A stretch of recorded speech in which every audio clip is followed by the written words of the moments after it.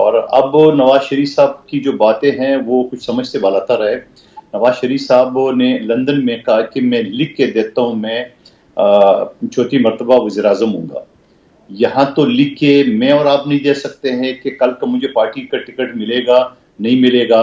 आप नहीं बता सकती है कि आप 24 न्यूज के साथ होंगे कि नहीं होंगे। और वो लंदन में बैठ के कहते हैं कि मैं लिख के देता हूं, मैं हुकूमत में चौथी मरतबा वज़ीर-ए-आज़म भी आऊंगा। न सिर्फ जीतूंगा, डिस्क्वालिफिकेशन भी खत्म होगा, केसेस भी खत्म होंगे और मेजॉरिटी भी लूंगा और वज़ीर-ए-आज़म भी बनूंगा।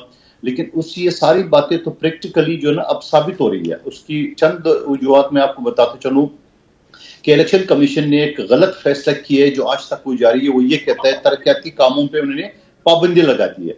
सिंध में हमारे सैलाब ज़दगान के जो मकानात बिलावल भुट्टो साहब ने ऐलान किए वो उसको फंड नहीं दे रहे हैं। हमारे तरक्याती काम सीवरेज पानी के जो सिलसिले थे वो उन्होंने रोक दिए, टेंडर हुए फिर भी रोके और ये सिलसिला पंजाब में चल रहा है। और फिर दूसरी तरफ इलेक्शन कमीशन ने कहा नो ट्रांसफर पोस्टिंग, जो कि मेरे हिसाब से गलत ऑर्डर था उसका। वो सिंध में निगरान हुकूमत के सब उखाड़ पिखाड़ दिए, आईजी से लेके एसएचओ तक और चीफ सेक्रेटरी और तमाम अमले को उन्होंने ट्रांसफर कर दिया है। और इलेक्शन कमीशन मुंह देखता रहा और ये पंजाब में कुछ नहीं हुआ। फिर पंजाब के अंदर जो पावर डिवीजन है, जो जितने महकमे है, इनकी जो बोर्ड है, वो बोर्ड की चेयरमैन है वो मुस्लिम लीग नून के साबिक एमपी है। मैंने खुद में जिस कमेटी को चेयर कर रहा था मेरे पास आते थे, मेरे पास सबूत है अब चीज का। तो अब ये सारी सूरत है। फिर अगर निगरान वज़ीर-ए-आज़म की बात कर ले या उसकी बात करो तो कि शाह साहब की बात करो, उसको एक्सटेंशन दी है। वही शहबाज शरीफ साहब का प्रिंसिपल सेक्रेटरी था, वही काकड़ साहब का प्रिंसिपल सेक्रेटरी है। आहद चीमा, तारड़, ये बाकी वजीर के अलावा फिर फवाद हसन फवाद जो नवाज शरीफ साहब के प्रिंसिपल सेक्रेटरी थे वो आज वफाकी वजीर है।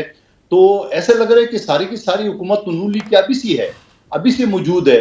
और फिर मजे की बात है, कल एक चैनल में नून लीग का रहनुमा ये दावा कर रहा था कि भाई इलेक्शन होंगे जनवरी में, और भाई इलेक्शन कमीशन ने अभी तक ऐलान नहीं किया, आप कैसे कर रहे हो?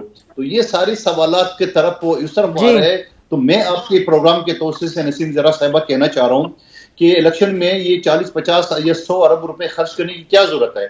आरिफ आलवी वैसे खामोश बैठा हुआ है, निगरान वज़ीर-ए-आज़म आपका, सब मोरे आपके हाथ में। तो आप एक ऑर्डिनेंस जारी करा दे कि नवाज शरीफ साहब वज़ीर-ए-आज़म, चारों सूबों के वज़ीर आला मुस्लिम लीग नून के, तो इलेक्शन का पैसे बच जाएंगे और रास्ते तो ही जा रहे हैं। तो ऐसी सूरत हाल में आज जो ये खदशात हम जाहिर कर रहे हैं और मैं दलाइल के साथ आपके सामने मैंने बातें रख ली है, तो आप मुझे बताओ ये इलेक्शन फेयर एंड फ्री होगा?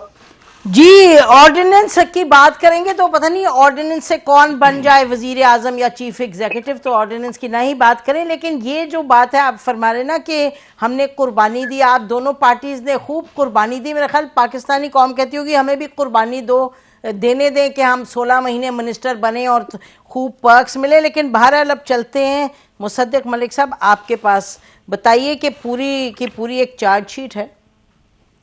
मैं तो अभी मेरे दोस्त मोहम्मद मालिक साहब के प्रोग्राम में था कुछ दिन पहले, और मालिक साहब ने उसमें क्लिप चलाया नवाज शरीफ की तकरीर का, जिसमें मुल्क टूटने का जिक्र हुआ, आइन की पासदारी ना करने पे मुल्क टूटने का जिक्र किया, वोट को इज्जत ना देने पे उस वक्त मुल्क के टूटने का जिक्र किया, और अपने ज़ाती मुजालिम का भी जिक्र किया।